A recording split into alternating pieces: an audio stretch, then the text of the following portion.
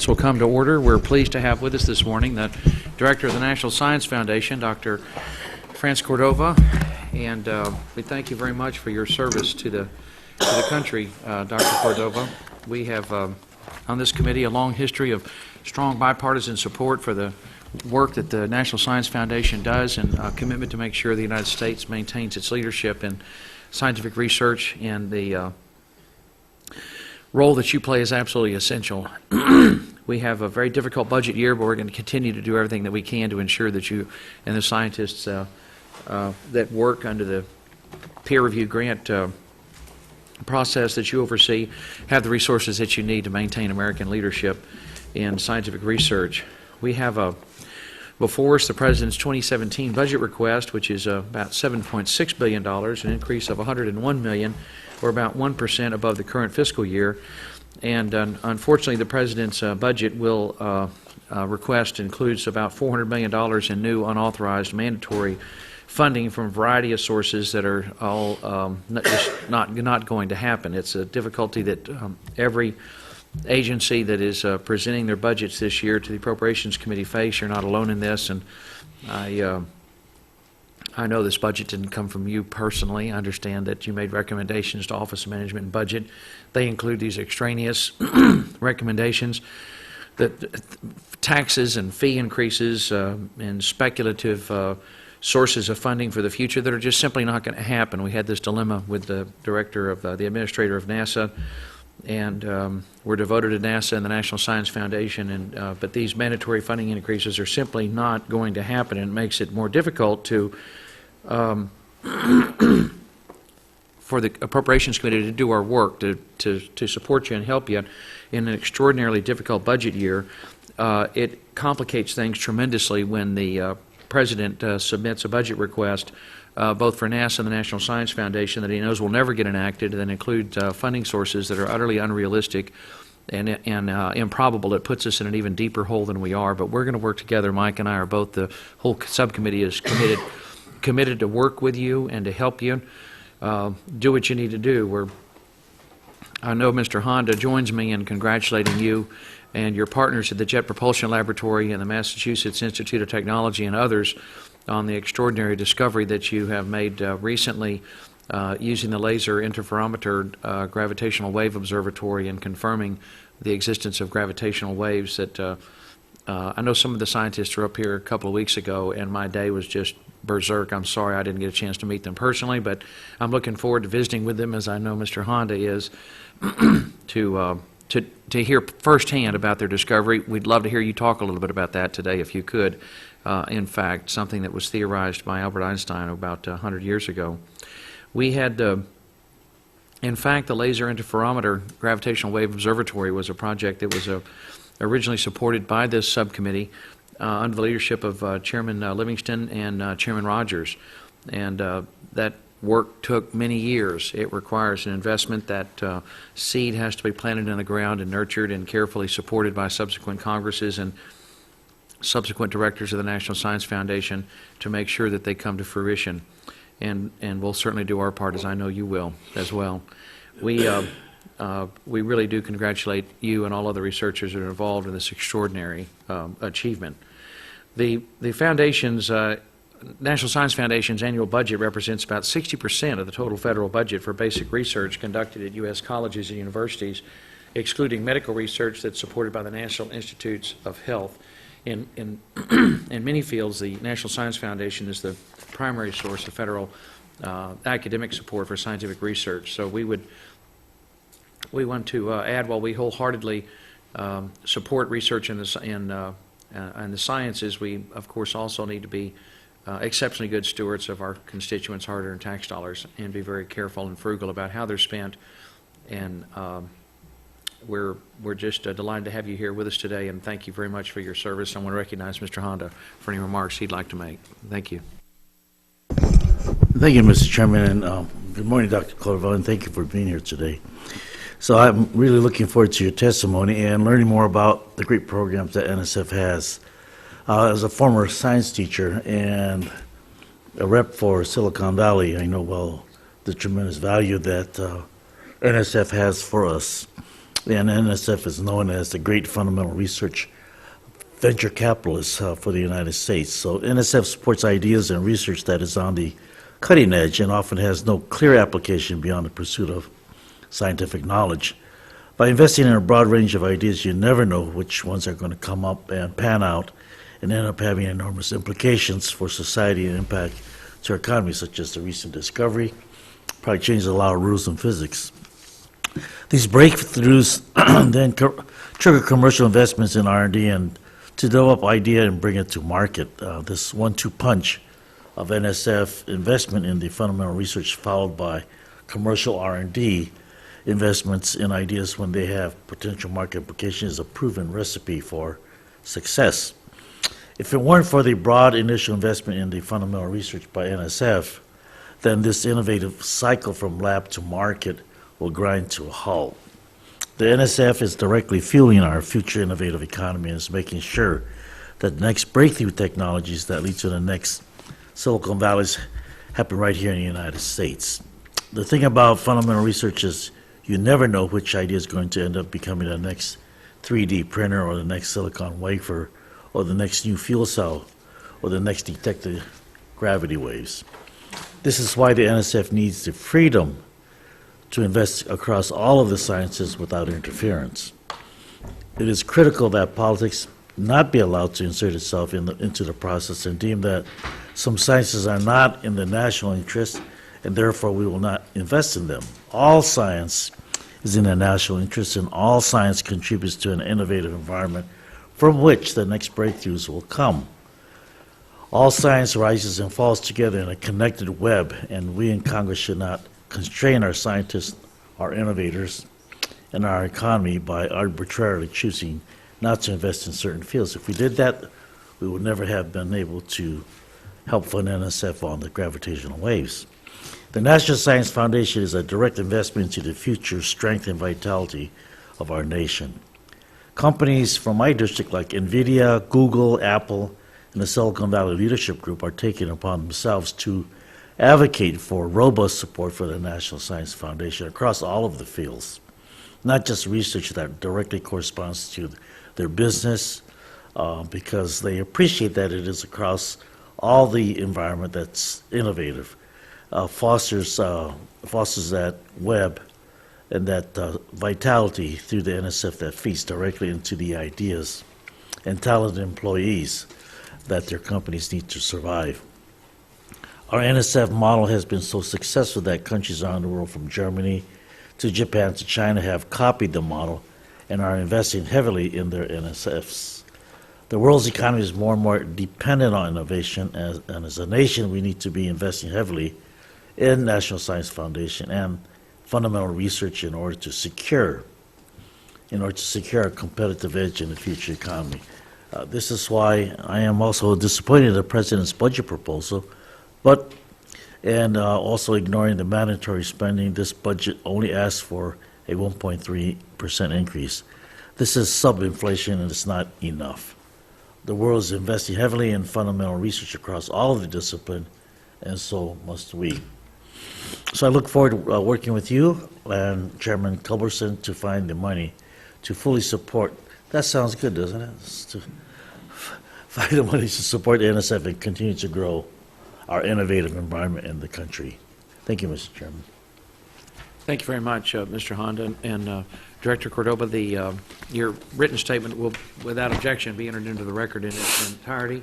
And if we could, we'd ask you to welcome your summary of your testimony. And if you could keep it approximately within 5 minutes, we'd be very grateful. Thank you very much. Thank you very much, Chairman Culberson and Ranking Member Honda, Mr. Kilmore, and all the members of the staff. Good morning. And I must say, Chairman Culberson and Ranking Member Honda, that your words about NSF, and it's important to the competitiveness of our country, are music to our ears. They're just very, very important. So thank you very much for recognizing that and so stating. I'm very pleased to testify today on behalf of the National Science Foundation's FY 2017 budget submission.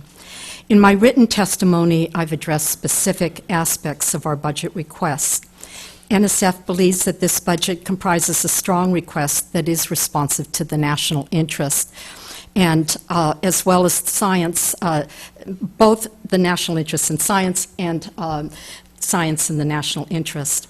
In my oral testimony, I'll discuss the recent discovery that you both mentioned that highlights the role of the National Science Foundation in the rewards of fundamental research. As you know, Mr. Chairman, in early February, I participated in the historic announcement of the first observation of gravitational waves by NSF's Laser Interferometer Gravitational Wave Observatory, or LIGO. This observation is a sterling example of how and why NSF exists. Gravitational waves are ripples in the fabric of space-time, arriving at the Earth from cataclysmic events in the distant universe. Although Albert Einstein predicted their existence in 1916, their direct observation was a daunting, seemingly impossible task. Einstein himself thought so. Nonetheless, technological innovation combined with sound theoretical underpinnings were so tantalizing that NSF began funding research in this area in the 1970s. In the 1980s, NSF committed to a full-blown observatory with 2 widely separated sites for positive confirmation of any detection. LIGO, in fact, was the first of what we call the MREFC projects, or major research equipment construction facility projects for NSF, and it prompted highly productive discussions with Congress. Even though NSF had never funded, to that date, anything on such a scale, the potential for transformative science was worth it. With the National Science Board's approval and Congress's support, NSF built LIGO, one of the most precise scientific instruments ever developed, able to monitor the Earth's expansion and contraction to a tiny fraction of the width of a nucleus of an atom.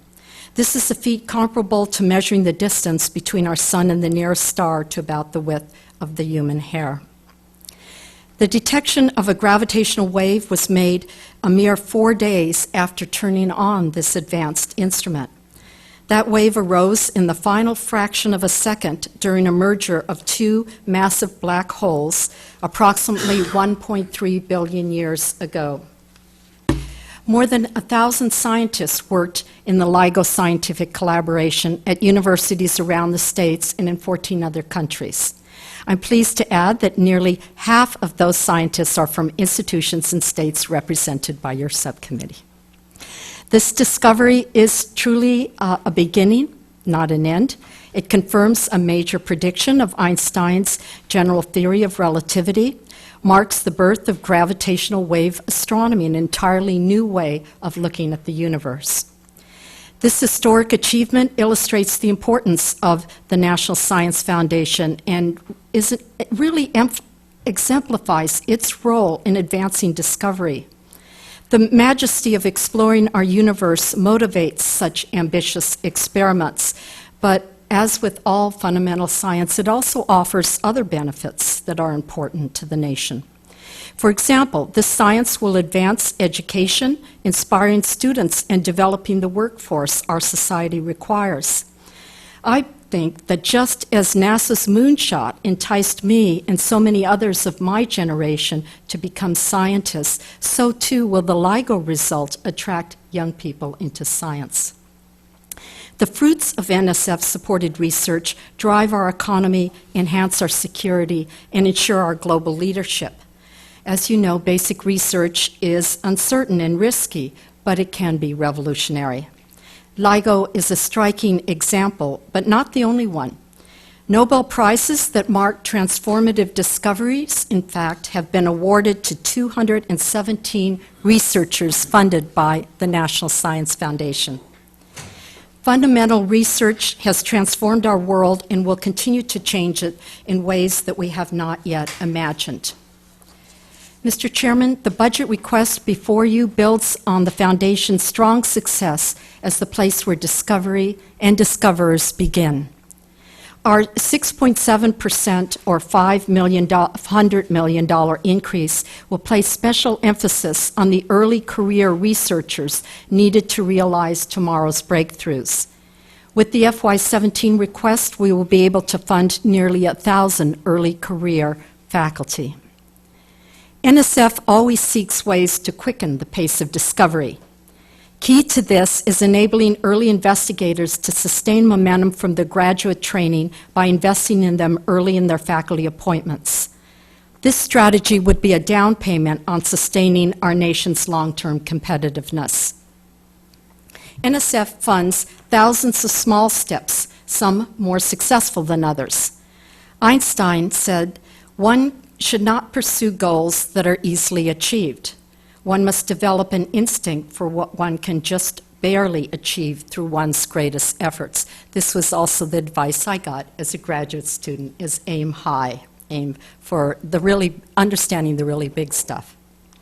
With your continued support, NSF looks forward to making further discoveries, like the one I just discussed, that advance our understanding of the origin and evolution of our universe and everything within it, including ourselves. This concludes my testimony, and I'll be pleased to answer any questions. Thank you very much, Dr. Cordova. The LIGO gravitational wave experiment that you just talked about, were you able to tell the direction from which the wave came or where the black hole merger occurred? Only very approximately, because there are just two facilities, the one in Hanford, Washington, and the other in Livingston, Louisiana. And so with just two, we could describe a very large arc on the sky where the source could come from. So it excluded a large portion of the sky, but it didn't, it wasn't a small enough positioning to be able to really say with any definiteness where the source came from. So that's why we need other observatories. And you might know that there is a gravitational wave observatory that is coming online in Italy towards the end of this year. And there are others in the planning stages, early stages in Japan, and perhaps even in India has expressed a desire to be involved. So the more that we have widely distributed around the globe, the more precise the positioning will be able to be done. It's just triangulation, basically, and we need more. How do they work, and what was the U.S. investment in the LIGO?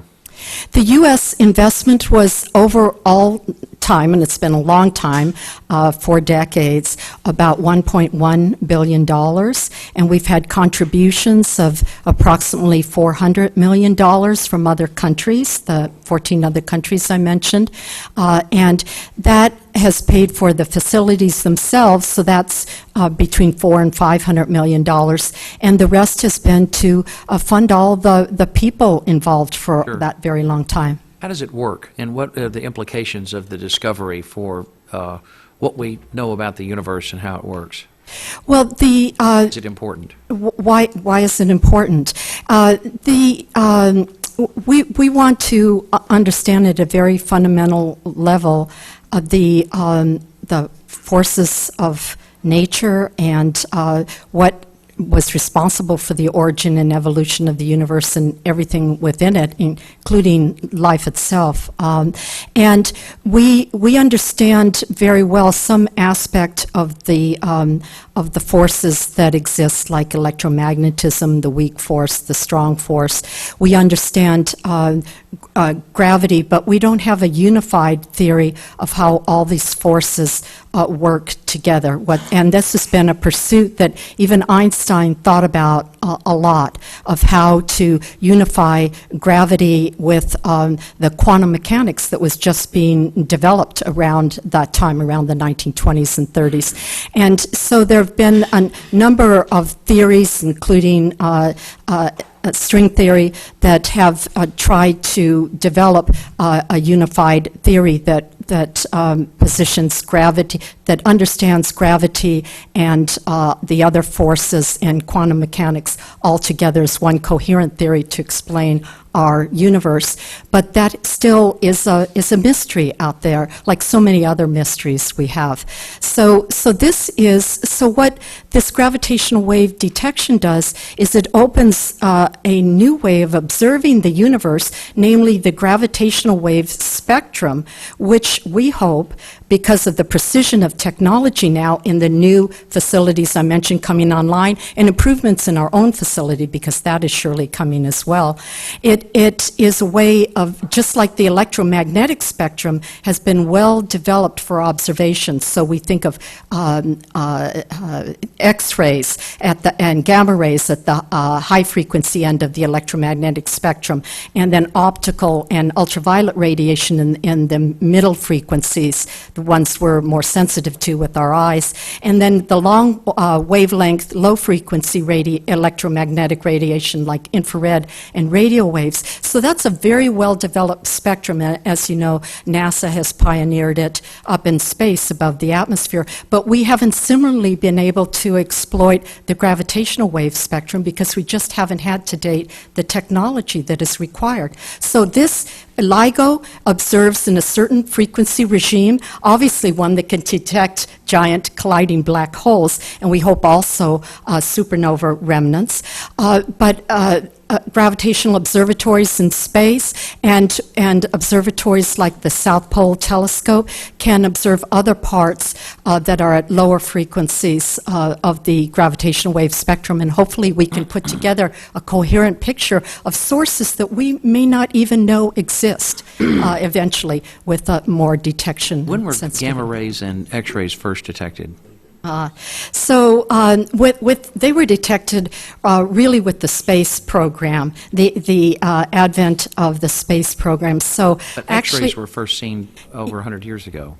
well, X-rays detected, yes, here with radium and other elements that produce X-rays, but not X-rays from the universe. Correct, That's what but I I thought mean, you meant. right. Yes, but X-rays, obviously, and Madame Curie and many others were involved in Roentgen, another scientist. So that was way back a couple of 100 years ago. Right. Absolutely, but it wasn't until we got rockets and then satellites above the atmosphere we could detect them from. Yeah, I just mentioned because what an extraordinarily exciting time to be alive when you can begin to discuss here the concept of a gravitational wave spectrum.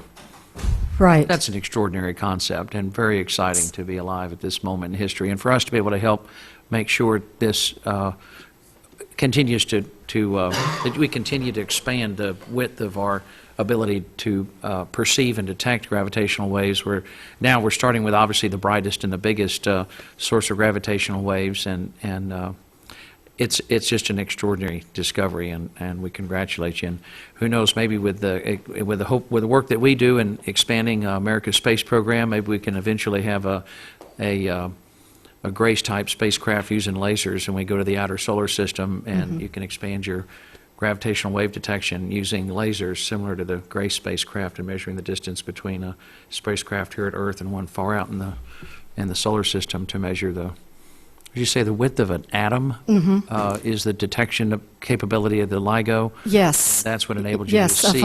actually of a proton, Right. 1/10,000th the size, the width of a proton. Very, very sensitive, very tiny deviation in the fabric of space-time.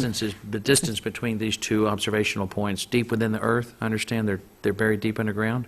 No, these are we would like to invite the committee about to come and see the neutrinos. I'm thinking you're about thinking about the neutrinos. neutrinos, but these are above the ground facilities. The one in Japan is going to be underground, but ours are there. You can visit them and walk the length of the facilities, which is about 4 kilometers each arm is. But they're beautiful facilities in Louisiana. I've been to both facilities, and by the way, the one in Louisiana has a tremendous education visitor center. So the public can learn about what gravitational waves are and how the interferometer works, and it has many different hands-on experiments for the public. So. Thank you very much. Mr. Honda. Thank you, Mr. Chairman. Maybe that's where we can take our subcommittee there in our next trip. And thank you again for being here. My question is, last year we heard concerns from NSF, the National Science Board, and the broad science and higher education communities about Congress appropriating specific funding levels for each of the 6 NSF research directorates. Could you speak a little bit about this type of director-level micromanaging, and what impact does this have on NSF's ability to set priorities and fund the best science proposals? And then what will be lost if NSF had less flexibility within the research and related activities account? And lastly, how does NSF determine the funding levels for the 6 science directorates within the R&D activities account? Thank you, Mr. Honda. As you know, we very much value the opportunity to have science set the priorities for what we do. We think that's the healthiest way to ensure discoveries at the frontiers, have this input from the science community. So let me start with how we set our priorities. We have, as you know, a very vigorous science and engineering community, which is very diverse, and they come together in workshops and in decadal committees to help set priorities. They come together under the aegis of the National Academies of Science. Excuse me, decadal meaning every 10 years, yes, and they come together in through their scientific societies, through the academies, and through our advisory committees. Each directorate has such a committee too. So we take all this input, and so that's the bottoms-up priority setting. And as you know, in some areas, they're very clear about what's of the highest priority for making great advances for the next decade. And we generally follow suit. We try to adapt our budget request to follow the highest priorities in science. Of course, it's a very careful balancing act. We never know, as your own remark said when you opened, Mr. Honda, you never know where the next big discovery is going to come from. So we fund all of science and engineering, so we try to have a very balanced portfolio approach to what we fund and how we look at these priorities set by all the different communities. So we put them together in a budget that is carefully reviewed by our leadership of these different directorates, by their advisory committees, and is eventually judged by the community themselves what that budget request is going to look like. And we're hopeful that it's interdisciplinary enough to allow the flexibility for discoveries to be made that are very surprising. Sometimes we know what we're after, like detecting a gravitational wave, and sometimes these discoveries just are amazing that we have, we absolutely can't predict where they come from. So our major concerns regarding the designation of funding amounts within the research and related activities, which embraces these 6 directorates, are that it would undermine the cooperation that we see across our organizational units that is a defining characteristic of our current budget development process. And it would jeopardize the agency's flexibility to pursue promising emerging opportunities, and it would minimize the value of input from the scientific community through these different processes. It would also, we think, if we did have specific directorate level funding, it would make the whole process very highly politicized, and we would lack a reliable mechanism for incorporating expert advice into science, and our legislators would be, and instead of the science community coming together with proposals on what's of the highest priority from all the different disciplines, they would go directly to you and insist that their science was the highest priority. And it would be very unstable a way of funding science, because when one committee is here and helping, and then it changes over and we have new people in the legislature, we could have ups and downs in funding that would make it very unstable to have consistent funding for science. So for all those reasons, we think it's really not a good idea and not supported by the science community to have directorate level specific funding by directorates. Thank you, Mr. Chairman. Thank you. Mr. Jolly. Thank you, Mr. Chairman, and thank you for being here. I've got a series of kind of unrelated questions. The first one is ATE. Can you maybe touch on the trend line with ATE, the value of supporting community colleges, the contribution they might provide, how that fits into the broader basic research portfolio? Yes, Mr. Jolly, and hello. I'm glad you're here.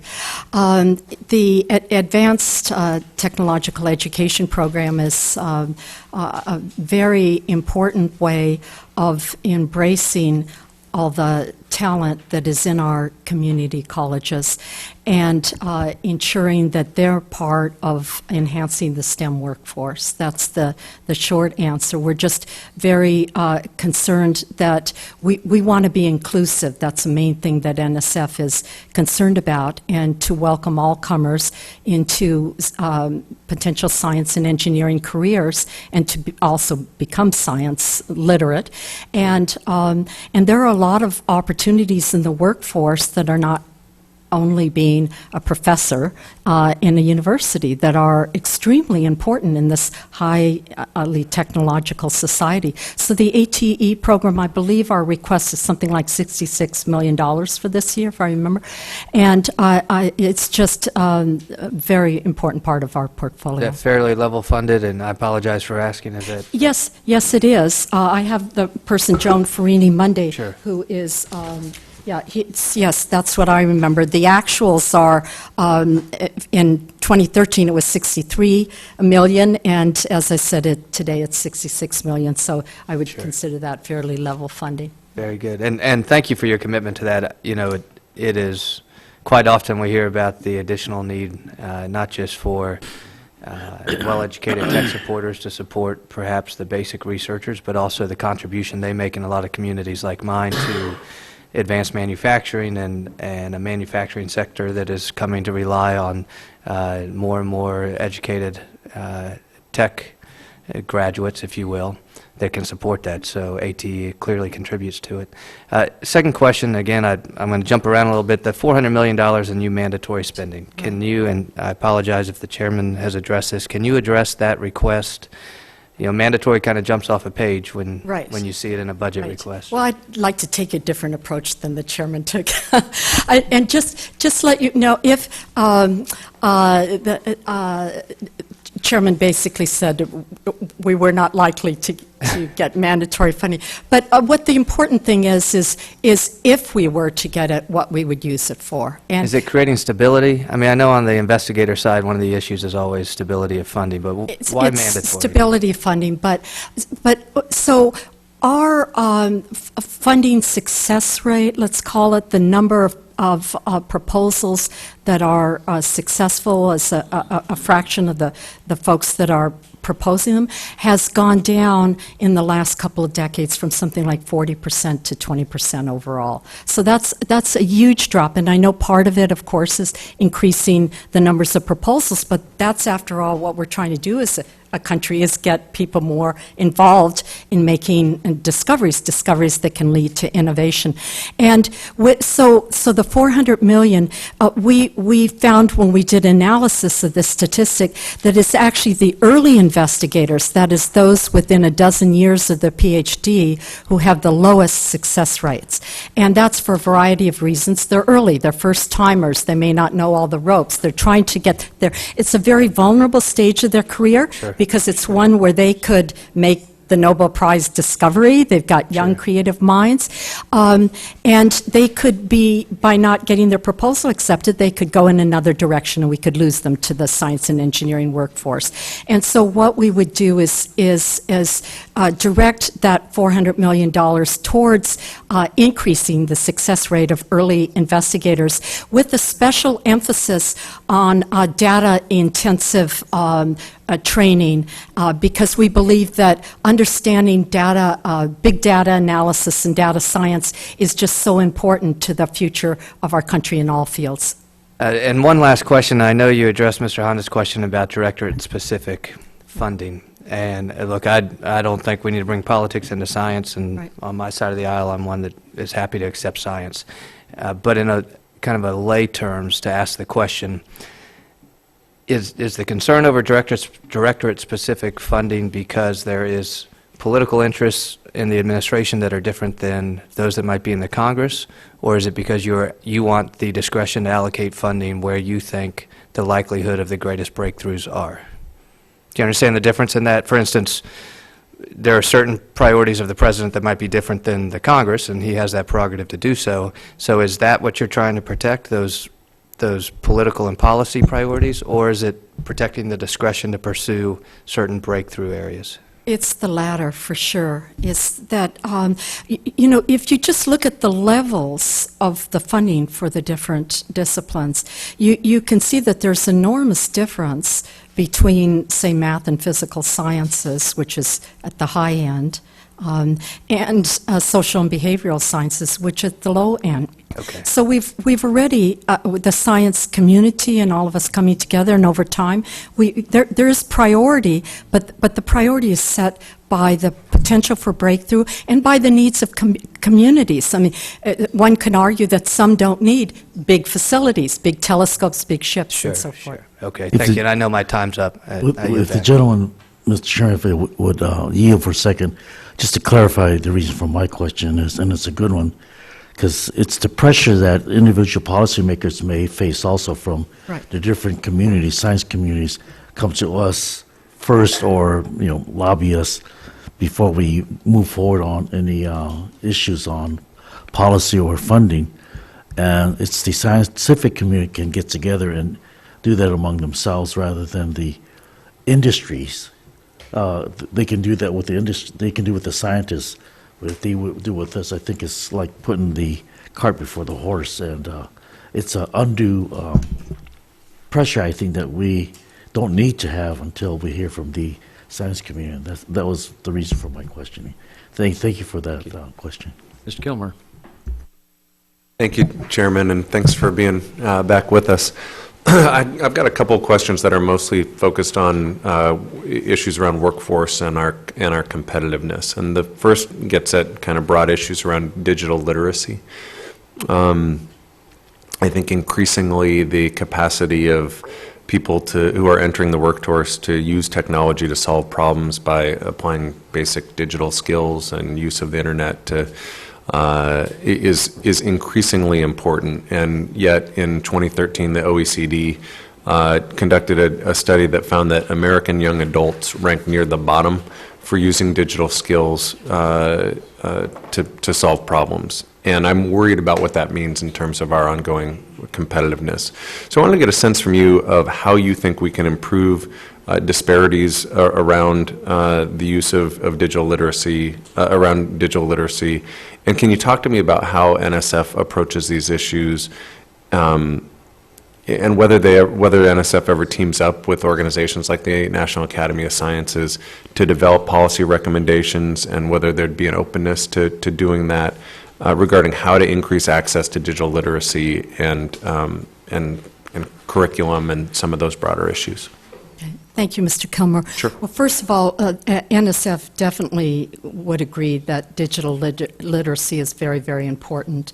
We do team up with the National Academy. We do ask them to do and many different studies, and we think this is a very important area. We would welcome teaming with them. We also, yesterday I met with the Secretary, Dr. King of Education, and we talked about this very subject in the context of a new program that we are funding together called Computer Science for All. You may have heard of it. It's we're just rolling it out. And Computer Science for All is about involving K through 12 more in computer science. And this is just getting going, but we talked specifically about digital literacy and how important it is for teachers too, and maybe some extra teacher training during summer months, should they wish, would also help, and how that could help with digital literacy in schools. And then the last thing is we just announced a new program called Includes, NSF did, which is its goal is to increase the increase the access to everyone, and specifically women and underrepresented minorities, lower socioeconomic students that don't presently have access to STEM fields, including computer science. And we just put out a call. I sent a letter to every university president, college president in the country, asking them for innovative proposals of how to do this, how to reach out in broad partnerships with the community and really move the needle on participation in STEM. So I see opportunities for innovation, including digital literacy, in that program as well. Thank you for that, and that's certainly an important issue in my neck of the woods. I also, along those lines, wanted to ask about workforce around addressing cybersecurity. And I know the President recently outlined a cybersecurity national action plan, and a piece of that was focused around cybersecurity workforce. The plan describes efforts to improve cybersecurity education programs by developing cybersecurity curriculum and expanding scholarship programs. And I know that NSF already leads the Cyber Corps scholarship program. So I wanted to get a sense of what role the NSF is going to have in implementing the President's plan. And specifically, given your relationship with some of the higher education stakeholders, do you see NSF as being able to assist in both the development and rollout of a cybersecurity curriculum and providing a link between stakeholders in government and academia and industry? Mm-hmm. Yes, we think this is a very important program and opportunity. I believe we have something like $20 million extra in our request for the Cybersecurity Scholarships for Service program, which is, I think what we're going to be emphasizing is how we can provide education and training for a reserve corps of the folks that do get these scholarships, so that they can be called upon for service to agencies, others that need cybersecurity specialists. So that's where our money is going to go to. What kind of a program can we develop for a reserve? And as far as other working with universities, I've had a number of university presidents in my office who have described new curriculum. Well, they're already on board. More recently, the president of Stanford, John Hennessy, was describing a new curriculum at Stanford, but several others as well, that is focused on cybersecurity for students. So I think the combination of us providing scholarships with the just the desire on the part of students. We're experiencing, our advisory committee to computer science tells me, a tidal wave of students interested in computer science in general, and cybersecurity, of course, is a really important part of that. Thank you. Thank you, Mr. Chairman. Thank you very much, Mr. Kilmer. Dr. Cordova, if I could, want to follow up on the, I've always been a big fan of the decadal surveys when it comes to NASA. Mm-hmm. They included language in our bill this year to encourage NASA to follow the recommendations of the decadal survey in each of the major survey areas, and delighted to hear that you've got a similar process that I look forward to learning more about. But if you could just reiterate some of what you said to Mr. Jolly and describe for us how is there a decadal survey process for the National Science Foundation, and how do they map out a blueprint for the decade ahead for the type of research you need to do? And okay, so what did you mean when you said there's a decadal survey? The decadal surveys are are not for each agency. They're subject matter surveys, and they apply to all the agencies that are engaged in funding that subject matter. So if you take astronomy and astrophysics, so I'm really familiar with this one since I am an astrophysicist, and I participated in past decadal surveys for that field. So they would take put on the table the priorities of the community, independent of whether they could or should be funded by NASA or NSF or NOAA, USGS. Sure, that makes sense. And so then we look at those priorities and we say what is best matches what our specific mission and our facilities are. So in astronomy and astrophysics, the kind of rough way of saying it is we mainly do stuff on the ground, and whereas NASA's mainly focused on space. There are collaborations, of course, with both. And so in the most recent astronomy survey, the LSST was named as the #1 priority of in the decadal survey. That's the large survey synoptic telescope, and that. So NSF is funding that one. It's a ground-based telescope. It is being constructed in Chile, and so that's an example. And there would be other recommendations for NASA and so forth. You then meet with NASA officials and decide who's going to take what piece, or do you collaborate with No, NASA? for example? NASA has other inputs as well that will be focused on NASA missions and will be priorities specifically for space. And so there are places where we are funding things together, but they would be like NASA utilization to support its space missions. They would be using some telescopes on the ground. In the case of, I wanted to mention another example, which is the Ocean Sciences Decadal Survey.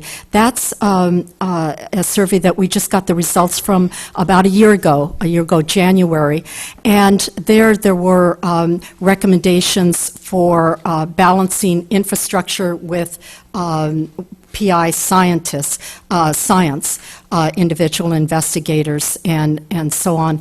And their recommendation was that because we had previously had on the table maybe building 3 new research vessels, was to do 2 vessels so we could lower the infrastructure and operating costs and focus the rest of the budget on individual investigator science. So we Also followed produced by the National Academy. This was, yes, it was sponsored by the National Academy. But when you say produced, we and other agencies fund the National Academies to do studies. Okay, so that's the way it works. So then do you collaborate with NOAA, for example, to decide what portion of the oceanographic decadal that they will fund and follow versus the Well, portion I don't know how NOAA makes it. They'll have these You don't talk to them. decadal. We do. In fact, we have a committee that we co-chair with an infrastructure a committee. It's called the Interagency Working Group for Facilities and Infrastructure that INSF and NOAA co-chair, I believe.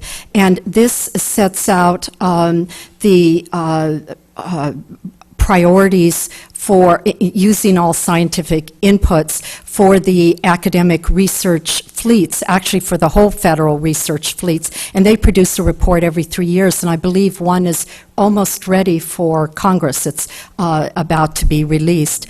And so that will talk about specific things for NOAA, specific items for NSF and ONR and so forth. But yeah, there's a lot of collaborations. It's just that we need to appreciate that we have different missions. Correct, Right. of course, Yeah. but there's no formal standardized procedure to collaborate with either NOAA or NASA to decide what portion of the decadal you're going to work on versus Yeah. NASA or NOAA. It sounds like it's sort of an informal process. It's, well, but it's very collaborative, and these working groups, they've written a very elaborate report, so I think I would call it formal. Okay. In that sense. The reason I ask is I want also to avoid directorate-level funding. I think it's Right. important that we not insert Yes. political agendas from either end of the political spectrum, from any part of the political spectrum, in the work that the scientific community does.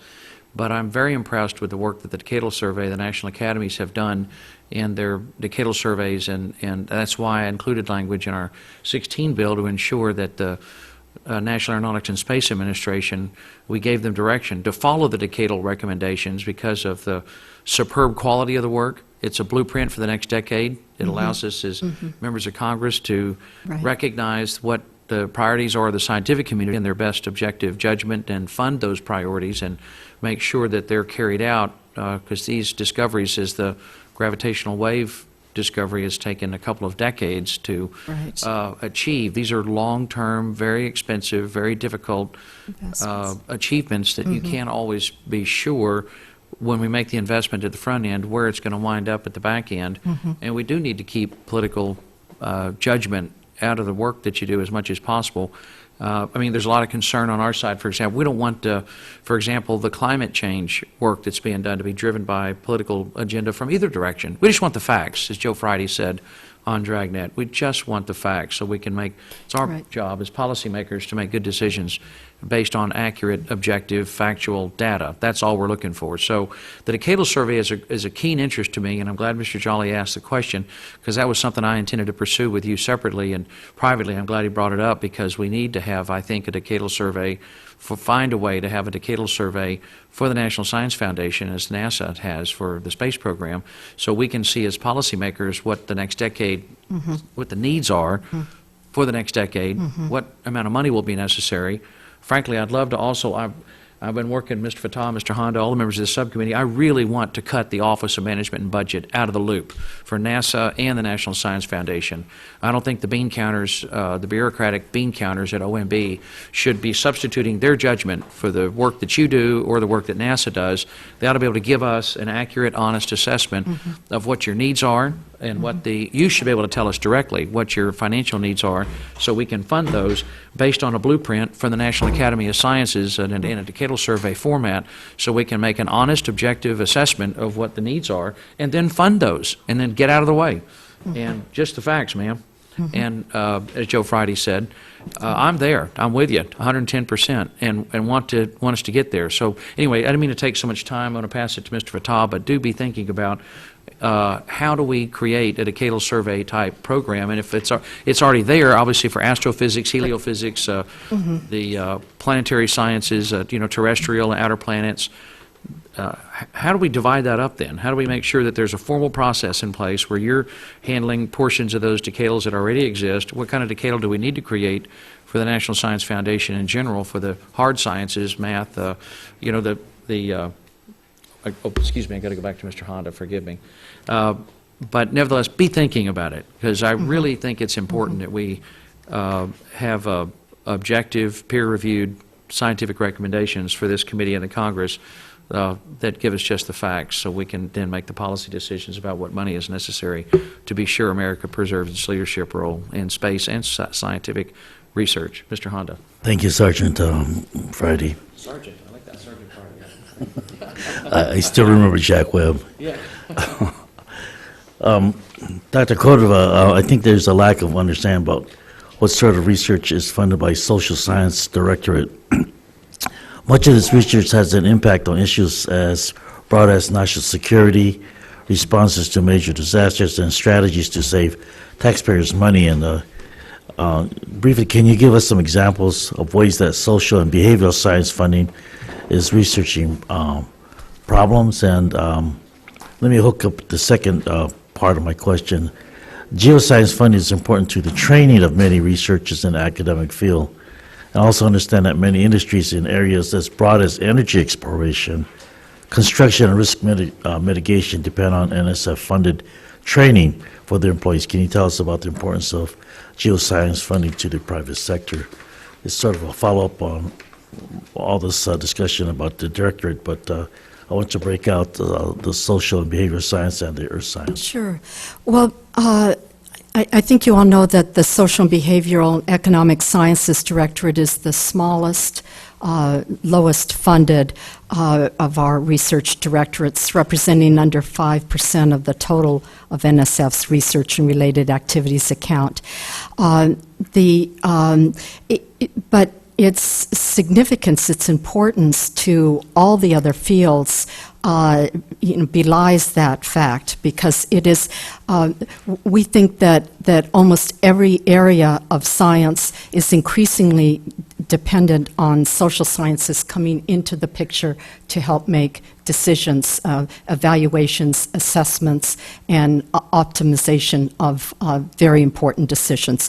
For example, in how technology is used, is just as technology becomes more complex, is increasingly important to have a social science component. Not just how it's used, but why and what kind of decisions have to be made. Also, in public health, including personalized medicine, there are social science questions about how people are going to adapt to this and what kind of decisions people have to make. There's questions in energy independence, questions cybersecurity. Another committee had a hearing on this recently, and it was discussed that half of the problem in cybersecurity is a social science problem. Is how do we how systems are made more secure and we protect our privacy and all depends on people, human decisions. And so understanding this and how human beings behave in context is important to understanding how to make ourselves more secure. You asked for some examples in social science. I think there's a famous example of auction of the wireless spectrum, which is now a $60 billion industry, and the FCC has really benefited from algorithms that were developed by our social scientists that are applied to the auctioning now. Another area where social science has really helped is in matching algorithms to support kidney and other organ exchanges. And they've also worked out, our social scientists have strategies for assigning students to public schools in urban settings. Those are three examples that are very important that are social science contributions.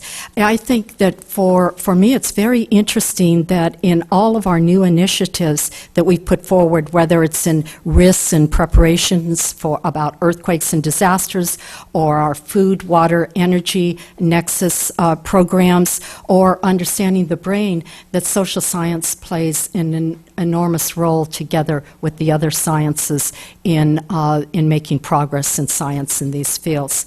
And the final example for social and behavioral sciences is in measurement and data linkage in integration. The Department of Defense has said in its Operation Relevance document that the fusion of both hard and soft forms of data is critical. The ability to fuse intelligence data with social media, mass media, and behavioral survey data is critical to forming a more comprehensive situational awareness. For the geosciences, it couldn't be more important to understand everything about our planet, including the oceans, and which is so important to our economy. It's important to our understanding our climate. It's important to understanding life itself, because we suspect that the origins of life may be in our oceans, and we study extremophiles, very unusual organisms that live on the bottom of the ocean floor that can tell us a lot about how life evolved. We study, of course, geology and rocks and minerals and earthquakes. I mean, the planet comprises so much, from the bottoms of the ocean to the top of the atmosphere that just has so many mysteries that we don't understand. And we have a big emphasis, of course, on planetary science. NASA does, but in order to understand other moons and planets, we have to understand our own a lot better. So for human viability, as well as our understanding of our solar system and planets and beyond, we really need to understand the geosciences. Thank you, Mr. Chairman. Thank you very much. Thank you, Dr. Cordova, for being here today. My home state of Alabama, in the district that I represent, in particular, agriculture is the #1 industry. And so there's a pressing need to understand the interconnectedness of food and energy and water, and of particular interest is the production, resilience, safety, and security of food, energy, and water resources. And so I continue to make the point that agriculture is a major part of our national security. Farmers and those in the agricultural industry must provide not only the food for the nation, but the entire world. And from the recent droughts and heavy rains throughout the U.S. to global market fluctuations and the corresponding impacts on water, food production, and the energy sector is an example of these challenges. And so in your budget request, you outlined $62.18 million for the innovations at the nexus of food, energy, and water systems. And so I would love for you to explain to me how this program, the first of its kind, will study the interconnectedness of food, energy, and water, and how do you plan to help educate and disseminate the results of your work? Thank you. Yeah, it's a problem in many areas of the country, including Alabama, like the American Southwest with its droughts and all, and in many places of the world.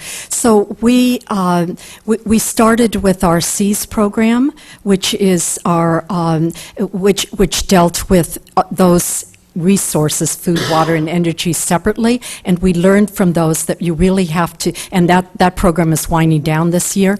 We learned from that program, which has been funded the last several years, that we really have to think of food, water, and energy as a total system.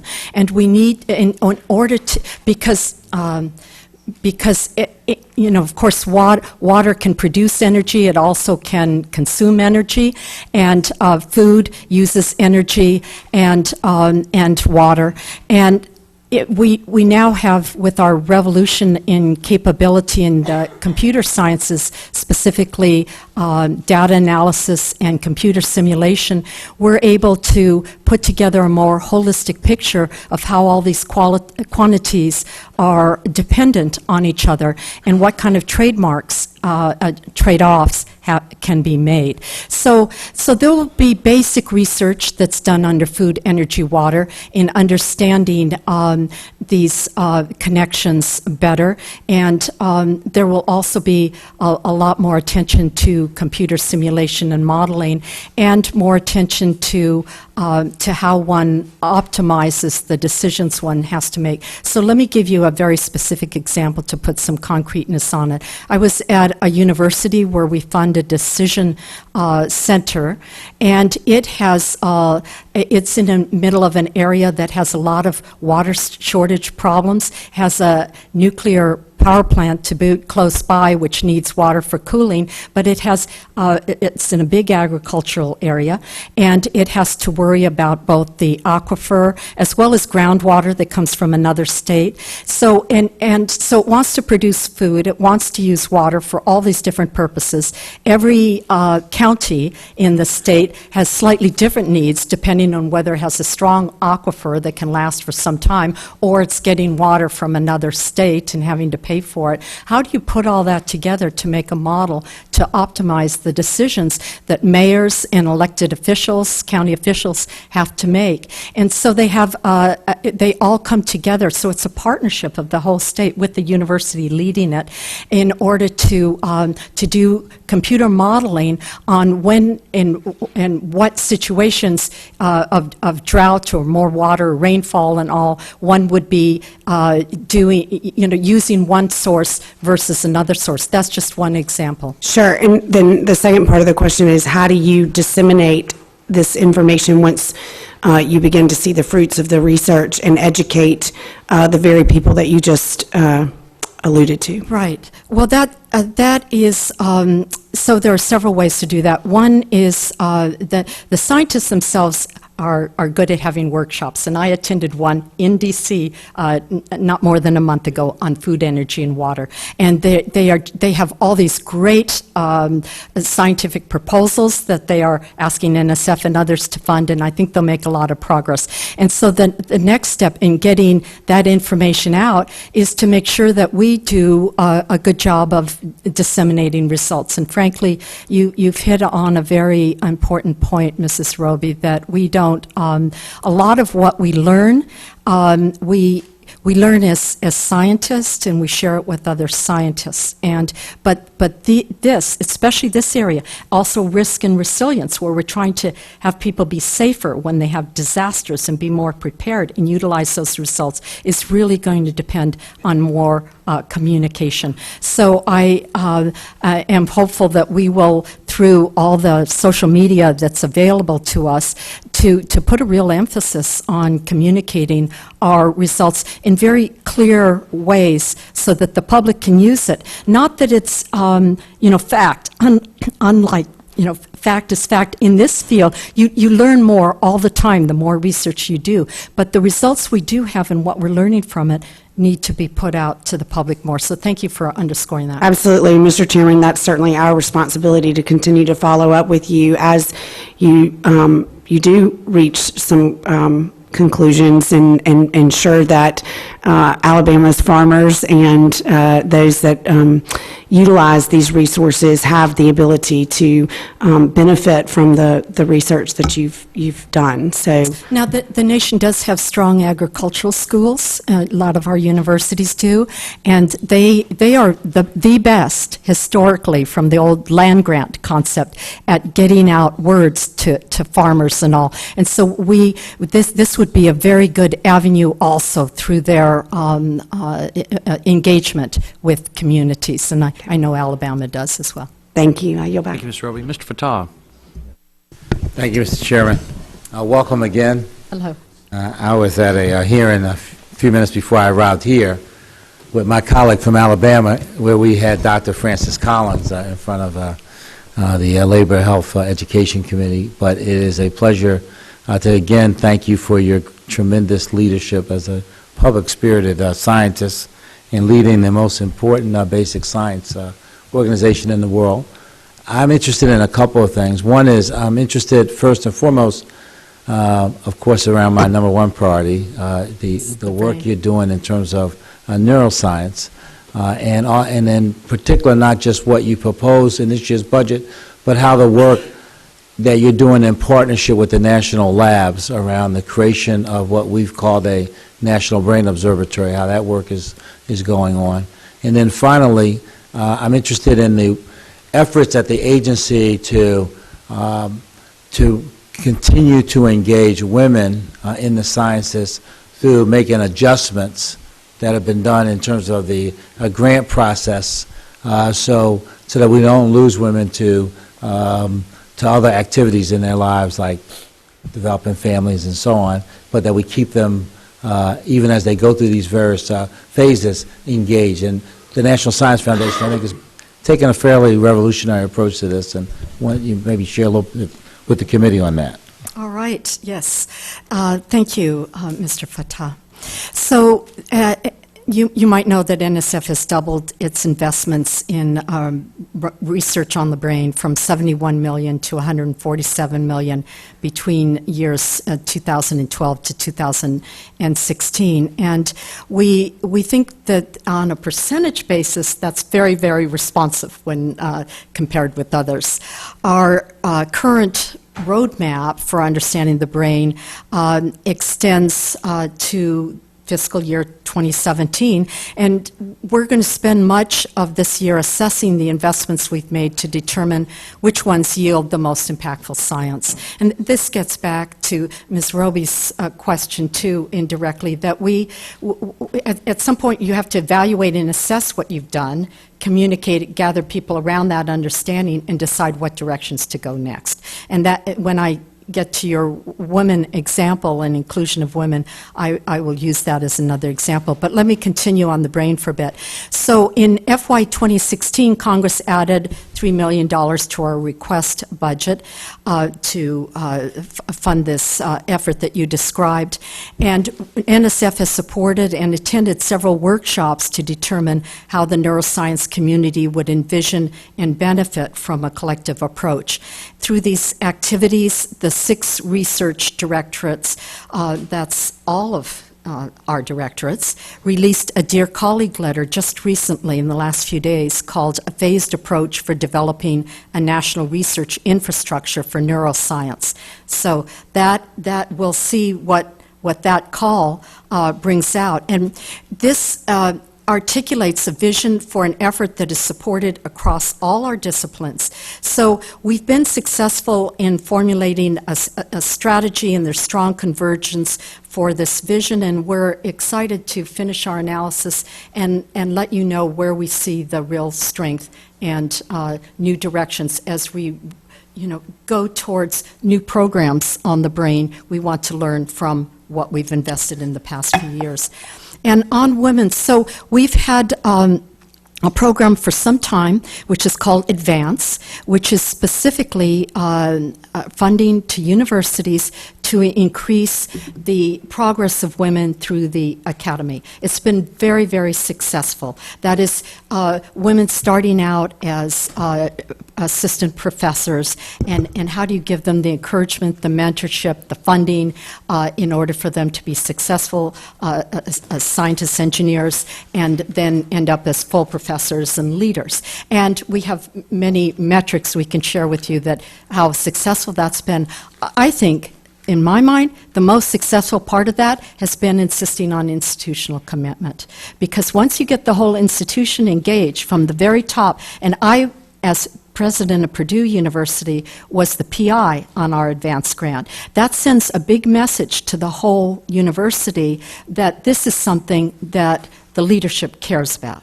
So we use that part of it to translate that aspect of it to a new program that you alluded to called Includes. And Includes, we just put out the Dear Colleague letter on Includes. Again, I sent a letter to all the presidents and chancellors of universities asking them to be the PIs, to make this an institutional commitment.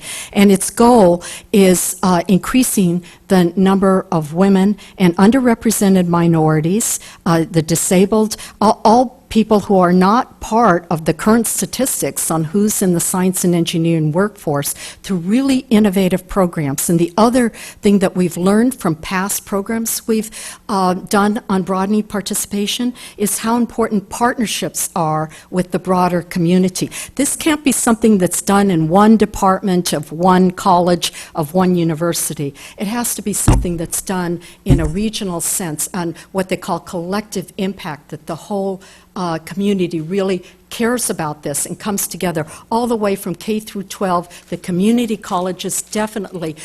And some university presidents, Mr. Jolly, have a real vision about how to embrace community college students in this to get, because some of our very brightest but let's say financially handicapped students end up in community colleges because that's where their resources and they're close to home. And so engaging them in this. So you can see that I have some passion around this, and I'm really hoping for some innovation in this space to do things more differently than we've done in the past. I know that the whole committee wants to work with you in this regard. Our country, in terms of the production of people with terminal degrees, would be at a standstill except for the inclusion of women who are now earning terminal degrees in a variety of disciplines that heretofore hadn't been the case. So if we're going to compete with billion populated nations like India and China, we can't leave people on the bench that need to be in the game. So thank you very much. Thank Mr. you. Jolly. Thank you, Mr. Chairman. A couple quick questions on the disaster resilience research you're doing, a little bit of that portfolio, and I'm particularly interested at, you can discuss it generally, but on the infrastructure side, if there are areas of pursuit that that NSF is pursuing or following. I would have to get back to you on that. I don't know what in detail what kind of infrastructure. I know that our engineering directorate is very involved in this, together with our geosciences directorate, and so part of this is about identifying risk, and part of it is how we can become more resilient. I know our computer sciences directorate is also very involved, and they're doing modeling on what we know and how to improve our knowledge ahead of time for disasters. And our social and behavioral sciences is telling us how people can adapt their behaviors to impending disasters or ones that have already happened in order to save lives. I know we fund things like drone-like things to go into disaster areas. Sure. But as far as other forms of infrastructure, I don't know what that would be. If you could, in no rush, Sure. if they're from within the portfolio, specifically in the infrastructure area, and I know infrastructure a lot is connected communities and IT and so forth, but my district in particular, it's one county, it's a peninsula. We are ground zero for everything from flood insurance to other issues related to being essentially at sea level. And so much of what is debated regarding climate change and what is the appropriate response to that, ultimately that response ends up resting on some very small municipalities and local jurisdictions that have to address infrastructure issues, from underground and utilities to whether you use cement or asphalt on the roads to whatever those issues might be. So I would be curious if within the portfolio there are advances or at least areas of pursuit within what I would call the hardened infrastructure or actual Right. infrastructure. What I would surmise, and this goes back to the chairman's comments about cooperations with other agencies, because this is certainly an area where a number of agencies are engaged, is that we do the basic research on understanding the phenomenon and doing the modeling and the simulation, and we would translate that understanding to agencies that are more engaged in actually building things. Sure. And so that's what I would. No, and I understand the role of basic insurance, and I understand modeling of extreme events, but as it translates then into basic or into applied and actual, ultimately products Right. that harden infrastructure in a community like ours, those are areas of strong interest. And again, I use the asphalt cement example because it was a recent conversation I had about the cost benefit of roads and infrastructures using cement as opposed to asphalt, and the ability to withstand certain environmental events, if you will, what it means for infrastructure, and decisions that local cities, counties, municipalities are able to make in the long run. Ultimately, what you're doing on the basic side advances their ability to make decisions years from now. And the evaluation of what kind of cement or asphalt to Sure. use, right? And we do Sure. fund centers on optimization of materials, on optimization of power and different Right. power supplies and so forth. But we don't actually make the Of course. things, and No, of then course. others. Yeah. But Fully I'm- appreciate that. But to know that there is basic science research in that field is frankly very encouraging for a community that is coastal. And real quickly, I know my time's almost up. If you could elaborate at all on the two research vessels Sure. and the type of ocean research that might support.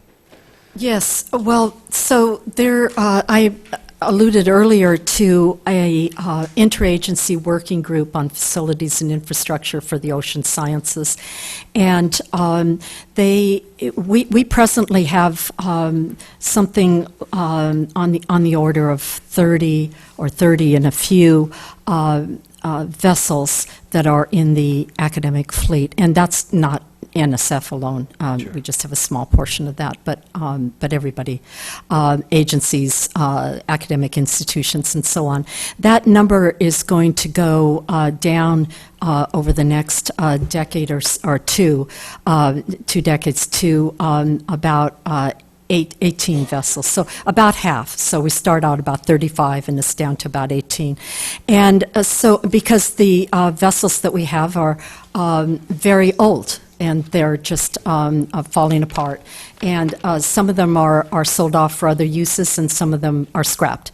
And so this interagency group is always looking ahead in the planning sense that the chairman alluded to with how do you plan for the next decade? What kind of vessels do we really need? So we've come up with these smaller research vessels, which are very efficient, can do observations more quickly, and scientific observations, and are less costly than other bigger ships that are not so nimble. And these will be able to do many, many stories out into the ocean, and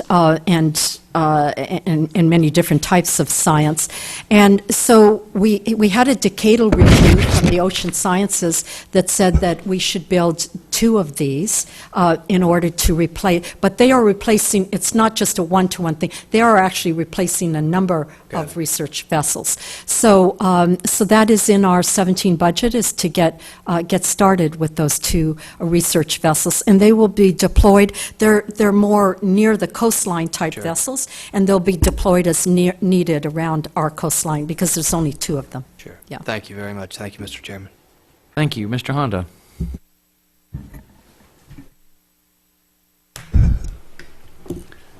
Let me just say, this has been really interesting. I appreciate that. Dr. Cordova, advanced computing plays an essential role in powering science and innovation across disciplines and industries, and I commend the administration for pushing advanced computing forward through the National Strategic Computing Initiative to ensure we have the next generation tools and ecosystem needed to continue world leadership on this. It's my understanding that the NSF plays a key role in this initiative, researching new technologies, training future developers and users, and supporting computing infrastructure to enable groundbreaking discoveries across science and engineering. So what are your plans to ensure NSF continues to fulfill these critical roles as the U.S. moves forward in the next generation of advanced computing? Mr. Honda, we have a very vibrant computer and computing infrastructure in Science and Engineering Directorate, and they have been supporting high-performance computing for and its evolution towards ever newer, incorporating newer technology and newer ways of handling software for a very long time. We believe that. Let me put it this way. When I look over NSF and what are the really new things, new contributions that we can make to the nation, I think you hit on an area that is at the core of everything that we do and is going to make just a tremendous difference. We already have, of course, with NSFNet, which followed ARPANET, made a transformation in taking something that was very localized for a specific group of people and making it available to nationwide. And so NSF was a seminal part of the whole computer infrastructure revolution. And we've kept up with that kind of profile by funding really powerful supercomputers across the nation, Texas, like the one at UT Austin, Stampede, and the Blue Waters at the University of Illinois, and some in San Diego, all around the nation, Wyoming, and so forth. Each of which has a different capability, a different way of functioning, and therefore different access by the scientific community, depending on what their scientific question, what their goal is. And so these are very, very utilized. In fact, it's hard to keep up with the demand on these. The real feature of these is that they incorporate the newest technology, the newest software platforms. They're always evolving because we have very, very smart people in the computer community that come together constantly and have new ways of making operations much more efficient. We are presently under review with a couple of supercomputers and how to refurbish them and go to the next level. And so I think we're very much leading this field and being led by scientists in this. And one of the other really encouraging things to see is that our facilities can be made better by advanced computing. And we have brought together, again with the science community's leadership, groups of people from very different fields to talk about how we can have platforms that are more common and that are shared in order to make our facilities like NEON, LSST, the Solar Observatory, all the big facilities that we have, to make them function faster and more optimally and have access for the community. As you know, big data is just getting more and more important, and it's opportunities for discoveries in itself. And so we're right on that frontier. We just funded a whole number, several, half dozen, of big data centers across the country. And so that's another approach besides building the computers themselves, is to have approaches to analyzing and extracting maximum information from all the big data that is being generated by us and everybody else. So it's just I think you can sense the excitement that we have for this. It's a very exciting frontier, and I've really challenged the computer directorate to come up with some big, bold ideas for the next decade that will be transformative in the architecture of the software that will be embraced to do big data more fast and to be on top of the very latest developments in this. You know, we can't use last century's architecture anymore. We have to really look everywhere for the latest developments here.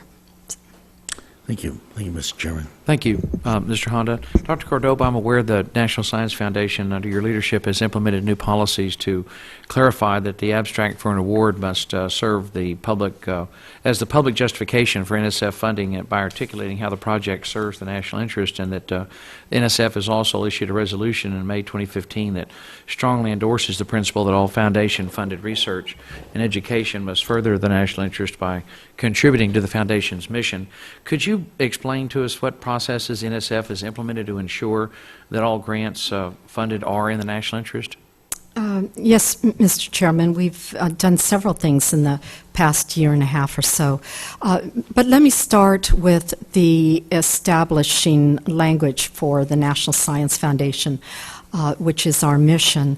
And that is a mission by definition, as we were established by Congress, to serve the national interests. So the language says to promote the progress of science, to advance the national health, prosperity, and welfare, to secure the national defense, and for other purposes. So all NSF-funded research and education must further the national interest by contributing to that mission, NSF's mission. I've taken several steps to ensure that the national interest permeates NSF and our peer review process to make it more explicit. More than a year ago, I implemented a written policy for NSF staff, so this would be in what is a manual that our program officers use, to ensure that every award includes, quote, a non-technical description of the project, which explains the project's significance and importance. This description also serves as a public justification for NSF funding by articulating how the project serves the national interest, as stated by NSF's mission to promote the progress of science, and so on.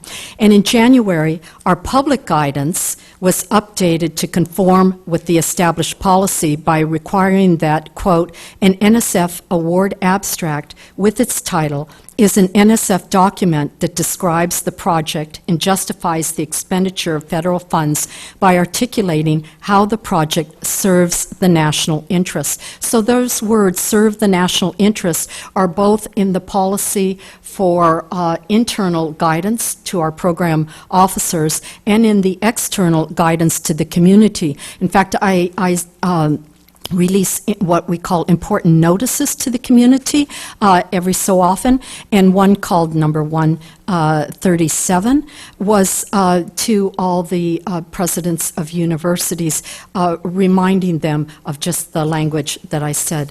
In addition, we have made a number of changes. We're right on top of how the titles should be written, and we have done statistics on how many titles have changed to make it clear that they serve the national interest, and the abstracts. And let me give you just one statistic. This past year, our review showed that the titles of 24% of our proposals were changed in order to make them clearer, and many more, fraction-wise, of the abstracts, because we now have a new rule that it has to have a non-technical paragraph as well as a technical paragraph, and the non-technical paragraph includes the justification, which follows our solicitation requirements. I want to say on the solicitation requirements, because it's very, very interesting with respect to the bill, that every solicitation says that that the proposal will be judged on intellectual merit, so that's serving the progress of science, that's the scientific argument, and that it will be justified on the basis of broader impact. And we actually define in the solicitation what broader impact means. We have 10 things listed under broader impact. 8 of those things are listed in the bill itself.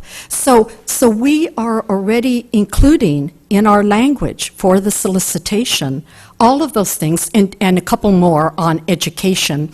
Can be education in the STEM workforce is one that's not included in the bill as a justification. And so I think all those things, the guidance, the policy, the changes, the cooperation of all the staff, and the solicitation announcement itself has all the elements that are in the bill. Thank you. Mr. Honda?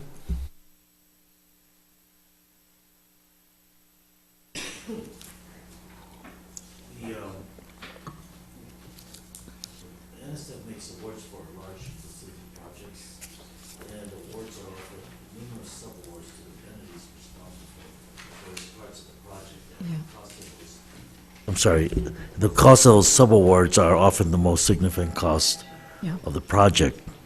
What is NSF doing to monitor such sub-awards to ensure that federal requirements are being followed, that costs incurred are reasonable, allowable, and allocable? And subawards are typically constitute a substantial portion of award costs, sometimes as much as 80%, I understand. So when it conducts cost audits, will NSF commit to examining the costs of both the awardee and any of the subawardees? I can get back to you with more detail on the specific sub-awards. I know for the overall awards that we are going through incurred cost audits and all, but I'd like to go back, get back to you on the specific sub-award question. Thank you. Science has become very, as you've been explaining all this morning, become very multidisciplinary in nature, and I believe that NSF recognizes that many of the proposals it receives combine elements of multiple scientific disciplines. And when Mr. Fatah was here, he talked about neural research also, and it sort of reminded me that that's part of the social sciences in terms of how people think and determine policies. And I'm just diverging a little bit from my core of my question, but it seems to me that when we look at these kinds of things and we look at the way we do studies, that it is important that we have women involved in it, because if it's purely men, we tend to think in certain ways with certain structures and certain biases, if you will. Much of it is learned. And so having this diversity of thinkers and folks who are present makes a big difference, I think, in the total outcome. But in terms of the multiple scientific disciplines, can you give the subcommittee a few examples, particularly where proposals combine elements of physical, chemical, biological, and computer sciences with social and behavioral sciences? And you said very well, Mr. Honda, the importance of diversity. Big business has stepped up and said how important it is to our economic health to have diverse workforces, and as you know, industry is very concerned about having more women in leadership and positions specifically, and certainly in science, it is just tremendously important that we include the different approaches of people in order to do very innovative and new things, and not just be doing what we have been doing in the past. So your question is about examples. We have, I mentioned already our Food, Energy, Water initiative, which includes many directorates in it, and that has a big social science component in it. And as Ms. Roby was saying, that there are, how do you get the information out? How do you assess what you have learned? How do you get the information out? What do people do with the information? And is that enough? Is that enough to change things and to really optimize our use of these very precious resources and how they are interdependent? I mentioned our initiative on risk and resilience and how important it is to have social scientists assess. It's great to know a tornado is coming, and even something about its a probable pathway and intensity, but if people don't know what they should do and when they should do it and how to respond afterwards, then lives can be lost. And many assessments have shown that it's, in the case of disasters, that it's not. New knowledge is not necessarily saving lives, but it's new understanding of what to do with that knowledge that can save lives.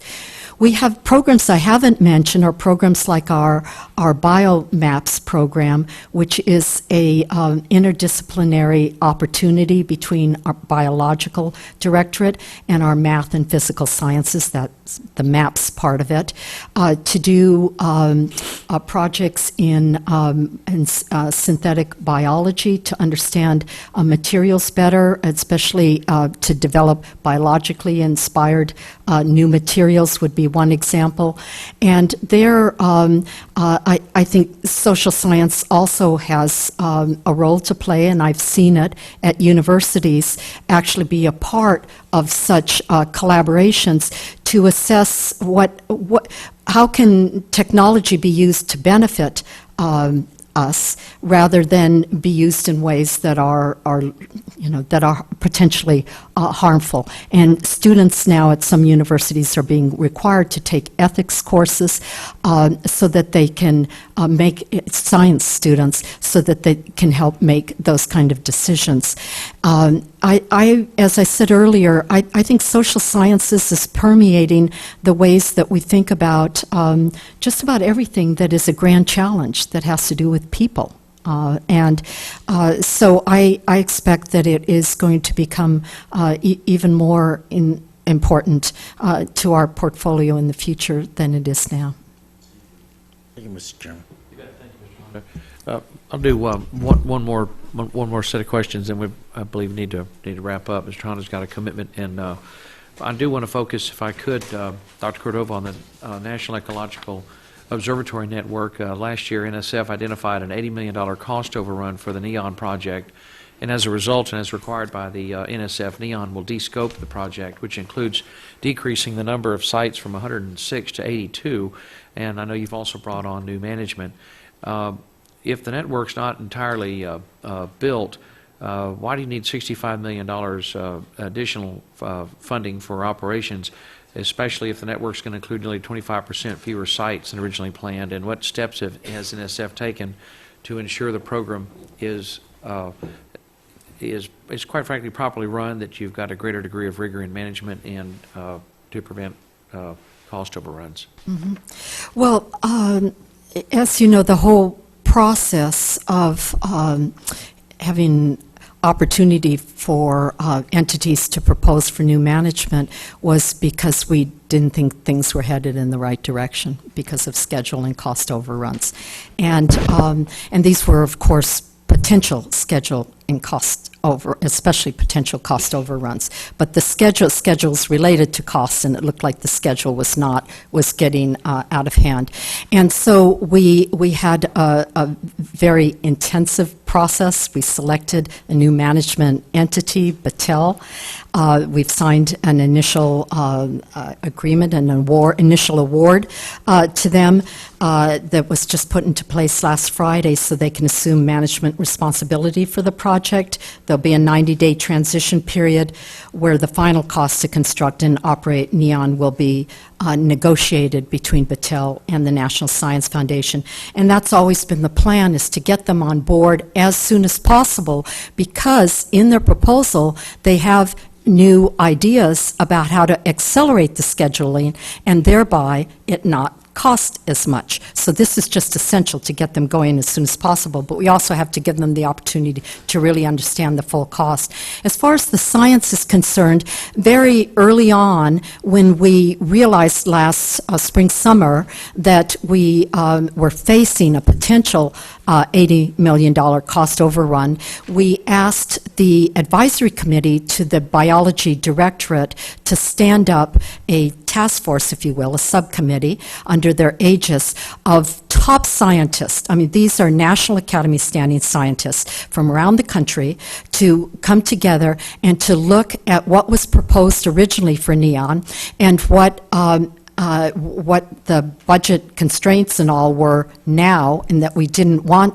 to have a cost overrun, and how we could, and there was a de-scoping plan on the table, could they assess the de-scoped plan and let us know whether there was a lot of transformative science to be had with the de-scope plan. And so they did that. They did that on an amazingly short time scale, which just shows the power of the science community to come together and to quickly do such an important assessment.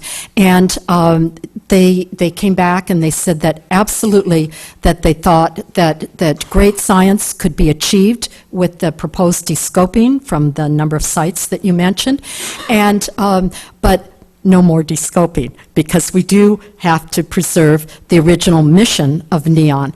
And so we think that by accelerating schedule, and also, just to go back to the discussion about computers, and Mr. Hondra's questions about how we were involving the best computational capabilities, we think by revolutionizing the computer approaches to this observatory as well, that we can also realize some efficiency and gains. And so, you know, time will out. We'll find out how well we've done, but we think that Battelle has produced an exceptional proposal in every aspect, including involving the science community.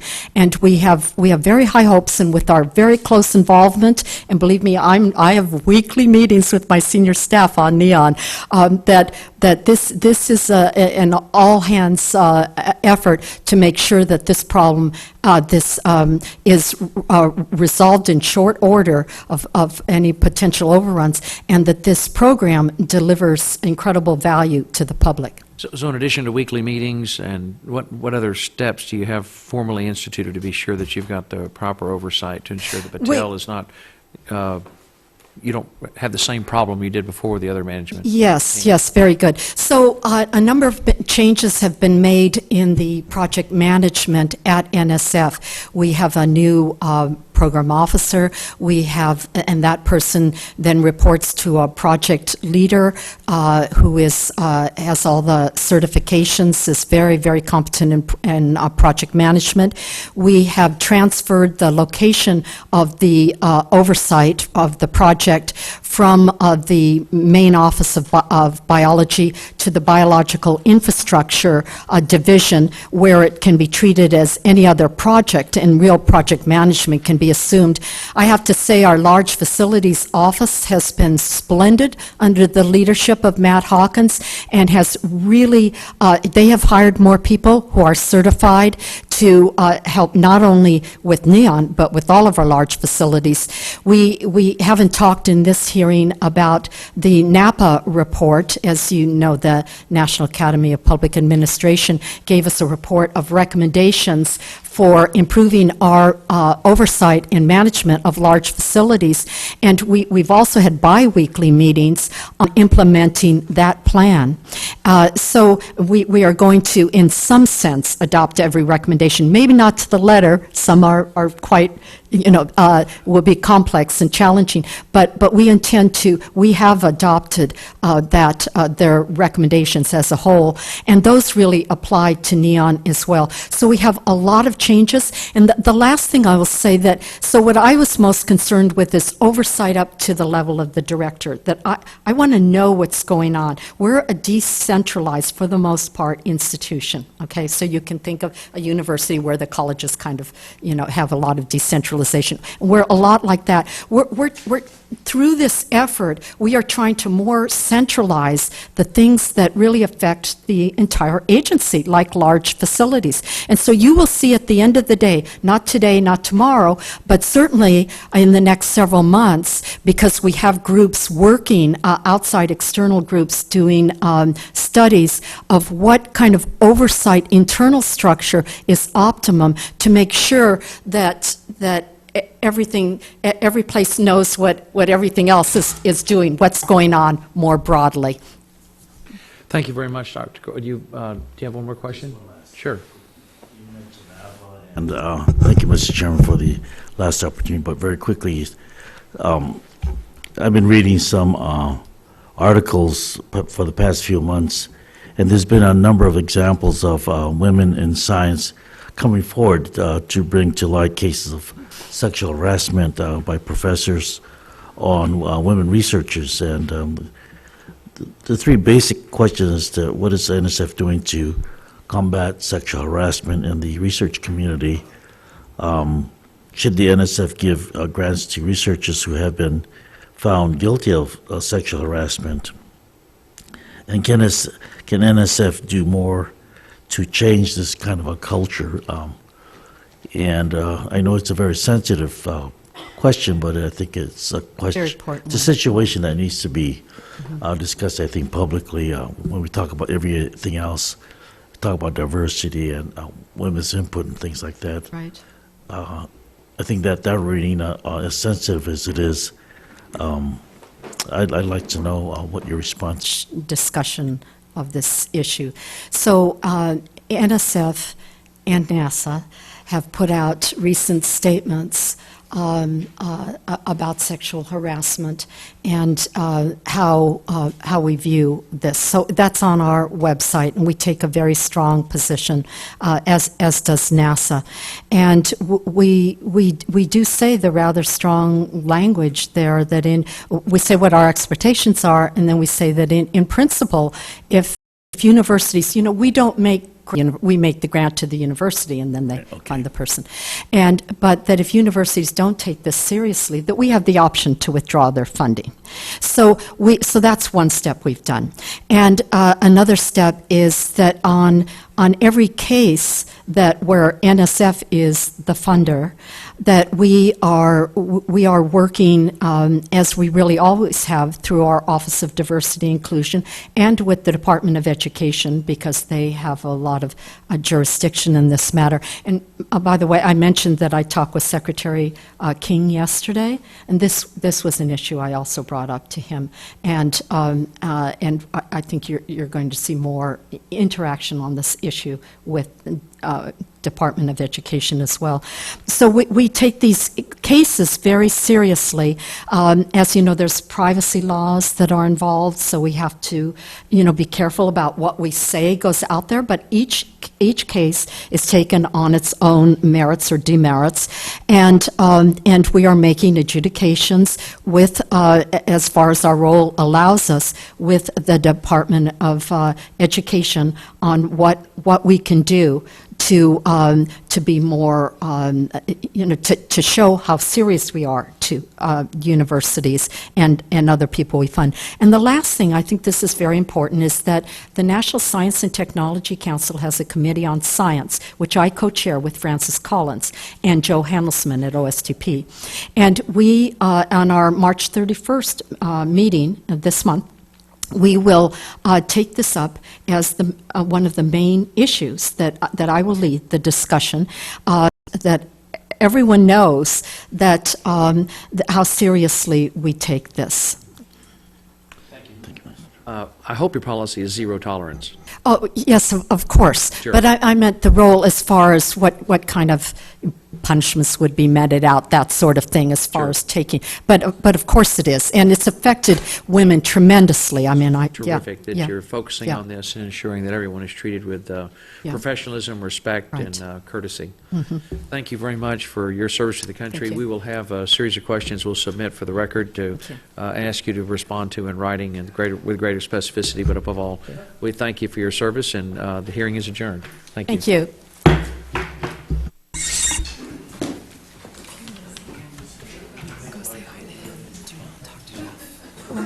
Okay. To who? To what?